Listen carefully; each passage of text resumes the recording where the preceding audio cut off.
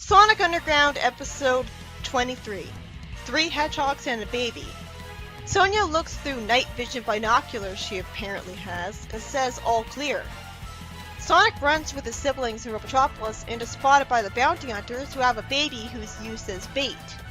The bait is going to lead Robotnik to Sanctuary, the place where the freedom fighters hide the kids, and the kids are being raised to be freedom fighters. Why waste our time reminding us what Sanctuary is when we'll find out in the episode later anyways? Sleet says that through the camera, the baby robot lets them see and hear everything the heroes will do. Dingo is transformed into a baby basket for the lifelike robot. Well, kind of lifelike. It looks a little too creepy for me. But it's still organic on the outside, so technically it's an infiltrator. So why doesn't Robotnik make auto-automaton infiltrators of the heroes?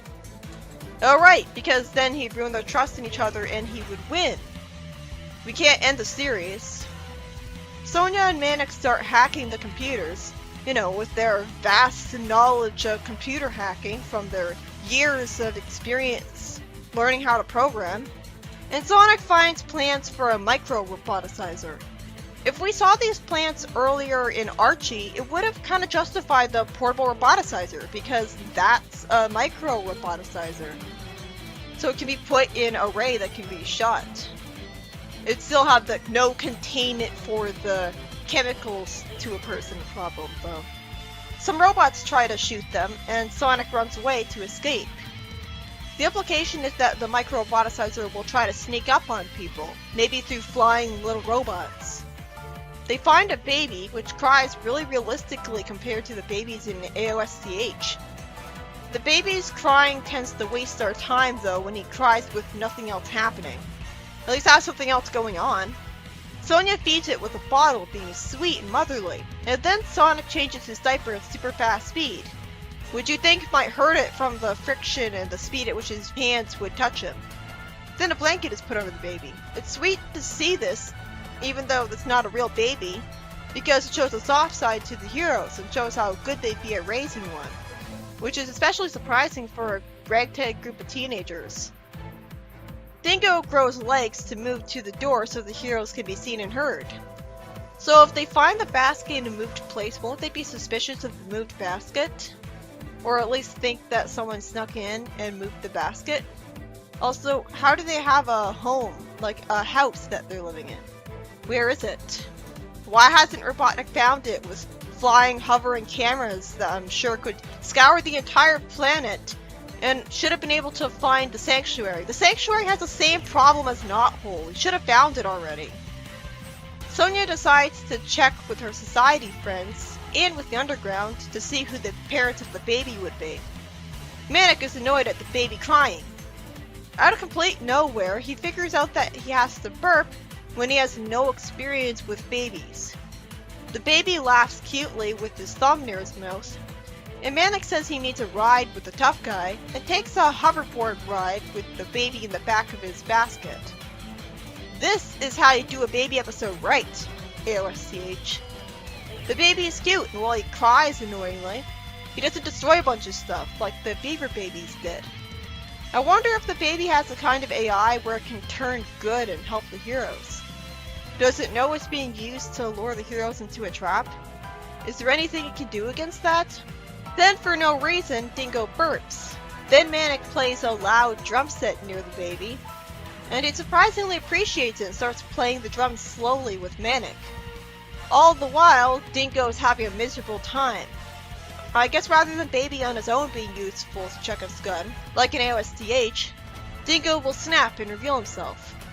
Otherwise, his misery will just be pointless, unfunny comedy relief.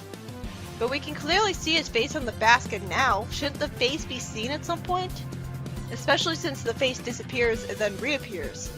So even if they had seen the face and somehow weren't suspicious and thought it was just a part of the basket design, then they would notice that it's gone and be suspicious. Manic keeps talking while the baby is trying to sleep and it doesn't cry at all, and he names the baby Hip. Then Dingo starts snoring, is told to wake up because Sleep can't hear what they're saying, and oh, he wasn't snoring near the heroes. Never mind. Manic doesn't tell the heroes the full truth about how he spent time with the baby because Sonia would worry, and Sonic asks Manic who he is and what he's done with the real Manic since he likes the baby. Then Manic offers the idea of sending Baby to Sanctuary, but Sonia surprisingly says no because they have too many things to do, and they can always leave the baby with the underground shelters. Wouldn't it take just as much work to bring the baby to the underground shelter as it would to take the baby to the sanctuary? But Manic says the shelters get raided all the time, and he wants to take the journey alone without it be dangerous. Dingo is smart enough to return to his original position, and Manic is smart enough to lecture Sonic that babies don't eat chili dogs. Yeah, they would need soft food, but only if they're that young. And again, how would Manic know this? After a terrible song for no reason, the baby smiles while dreaming about his time with Manic, and Sonia leaves Manic alone. Manic says he'll take the baby to Sanctuary, once again inconveniencing his friends by being disobedient and going off to do something alone. Why do they keep trusting him in these situations, especially since he's already a thief? Just because he's their brother? They haven't even been with him long enough to biologically think of him as their brother. There's a reason that in the ancient times they would raise Egyptian princes and princesses apart from each other. I do love this aspect of him since it makes him a flawed person. And he is green like Scourge after all, not to mention a thief. But you'd think his siblings would resent him after a while. At the very least, they would stop trusting him. Robotnik says to shift to stealth mode, and Sonia types on a computer.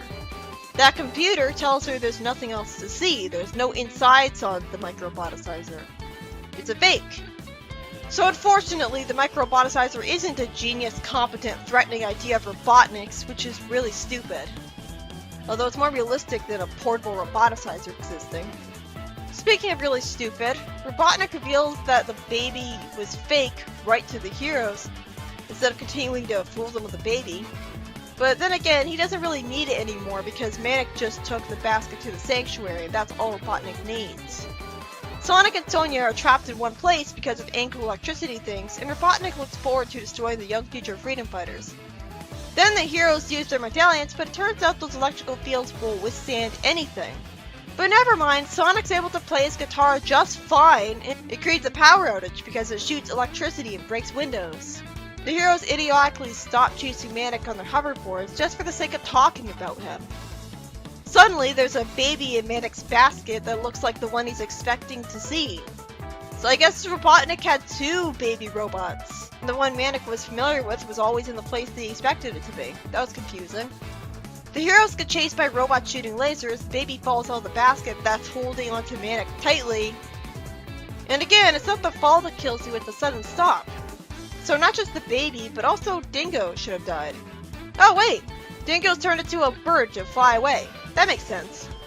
When Hip falls, it blows up and reveals itself to be a robot. But naturally, Manic is still sad and gets angry since he formed a bond with the baby that would never grow up and would thus be a drain on the resources. The airships keep flying into rocks on the terrain to explode.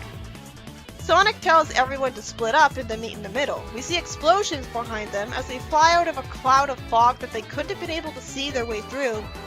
So shouldn't they have crashed too? It's not explained that their medallions can create light in front of them or something to get rid of the fog in front of their eyes so that they can see their way ahead. Manic plays a drum for the kids in the sanctuary, being cheered up from what he saw earlier rather easily. This is how you do a baby episode right. I think it was kind of padding whenever the baby cried and that was all that was happening. But it was good to see the hero show his soft side and show how they'd be like his parents. It was especially nice to see Manic warm up to him, since he's the irresponsible teenager.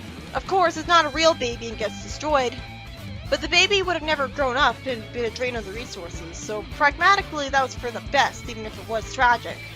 Manic got over really easily though. I was really disappointed that the microboticizer plan was a complete fake. I thought the heroes were going to make some actual progress by stopping an evil plan. But instead it was just bait to make the heroes eventually discover the baby. How did the villains plan for the heroes to take the exact specific route they would need to take to eventually find the baby in that one alley? I guess That was literally the only route the heroes could have taken, and they happened to find the baby because of it.